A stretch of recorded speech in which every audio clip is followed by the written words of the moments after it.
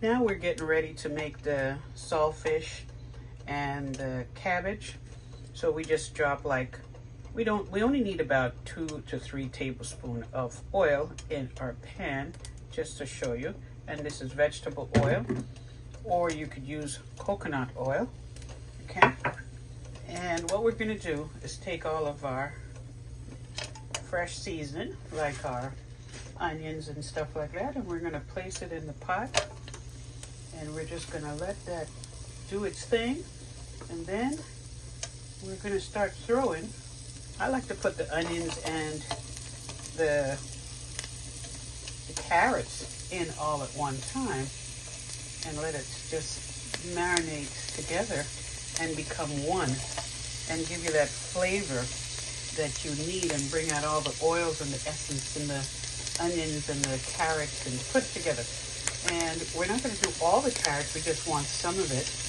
And we'll put our peppers and everything in after, but we just want to get it so we could saute some of it, get that flavor going.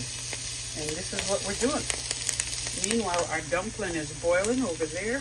Our oxtail is looking very nice over there. Our rice and peas is over here. Look how shelly. But did you get a good look? There you go. And we're back to this. Now, in these kind of pans, you don't need to use a hard spoon. You want to use something like a spatula or a wooden spoon so you don't scratch this special pot, which costs like over $100. I was like, wow. But you know what? To cook for you guys, I think it's worth it. So here we go. So we're just going to let that saute just a little bit, and we'll be right back. Yes, people. When was the last time you had some cabbage and saltfish and some boiled cornmeal dumpling? When was the last time you had that? Ain't I taking you back home? Yes, look at that. I would put my Scotch bonnet pepper in, but what I'm going to do, I am actually going to remove the seeds, and then I'm going to drop the whole thing in the pot because it could be quite hot, and we don't want it too hot. So we're just going to drop it in there just like this. We took out most of the seed. There you go. We took out most of the seed. So we just need to drop it in there and let it saute. And by the way, I already washed my hands, so it's good to go, okay? Now the reason why I left the stem of the thyme in there, because the stem is also have a lot of flavor. Now we're going to start to throw in our cabbage and the rest of all our vegetables. We're going to turn our fire on low because you know you don't need any water in this because the cabbage carries its own water, just like meat. You know, a lot of times, this pepper is, a lot of times we put a lot of water in our food and we don't have to. All you got to do is just cover it, put the meat in the pot, cover it, and it brings up its own water, just like the vegetable. Just turn your fire down. So now I'm putting all-purpose Maggi seasoning in there. I got my garlic, I got my thyme, I got everything.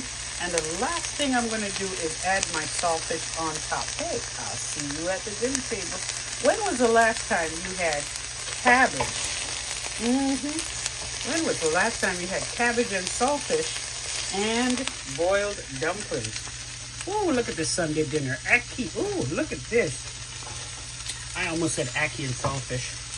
Now, I'm going to do something really special. I'm going to add some of this coconut oil to it instead of adding butter because I want the original flavor of the islands of Jamaica. So I'm just going to add a dab of coconut. We're going to use it instead of butter, which is more healthier for you. So we're going to use this instead of butter. And we're going to cover this and let it simmer, saute right down.